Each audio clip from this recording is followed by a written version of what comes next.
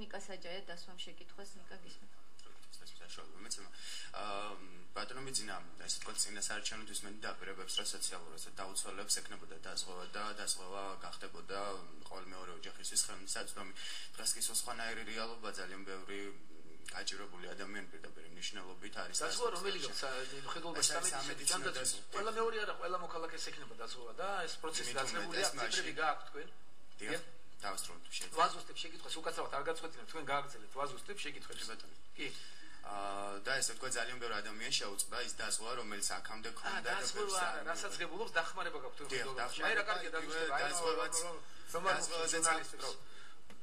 დაზღვევაზეც აქვს გარკვეული პრობლემა და აცხადებენ რომ ესე თქვა დაზღვევას არ იღებენ და შეუჩერდა გარკვეული მიზეზის გამო და ამავდროულად ძალიან დიდი ბოდიში წესი უნდა დავარღვიო თუ შეიძლება ესე თქვა საწყის არა ვერ დავარღვოთ წესებს ხოლოდ მოკლედ თუ შეიძლება საზღვრისპირა სოფლებთან დაკავშირებით არსებული მდგომარეობა ხო არ შეუშლის ესე თქვა გარკვეულწილად რუსეთ-საქართველოს შორის არსებულ ურთიერთობას არ გულისხმობ მხოლოდ მართულხლართების თემას იმიტომ რომ ბოლო დროს გახშირდა საზღვრისპირა სოფლებში დაკავებები და ესე თქვა სერიები მივიდა უკაცრავად ხელს რა შეუშლის ხელს რუსეთ-საქართველოს შორის ურთიერთობებს ესე ვთქვათ ხელახალ მიდგომას ასე ვთქვათ კარგ მიდგომას რუსეთსა და საქართველოს შორის რომელსაც ასე ვთქვათ ირჩევს ახალი მართველი გუნდი და უკაცრავად რა შეუშლის ხელს ანუ ესე ვთქვათ გადაცემების სერია მიმდინარეობს საზღვრისპირა სოფლებში ასევე არის სხვა სიტუაციებიც და ხო არ შეუსლის ორი ქვეყნის შორის კარგი შეკითხვა ბოლოდან დავიწყებ მე რომ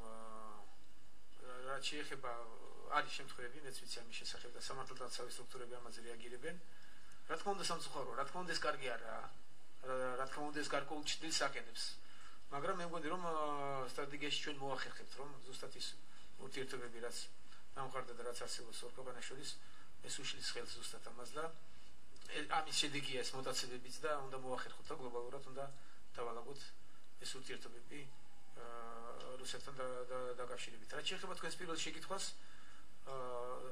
სოციალური დახმარებების შეწყვეტის შესახებ, ამაზე არსებობს კანონმდებლობა და არსებობს კანონი. ჩვენ არ შეგვიცვლია ეს კანონი. ნაციონალური მოძრაობა არჩევნების პროცესში ახერხებდა გაორმაგებას ხშირად დახმარებების და რაოდენობას ხალხისას დიდა და შემდგომ ხულიგნურად ამას აკეთებდა ისევ და არავინ ამაზე რეაქციას არ აკეთებდა.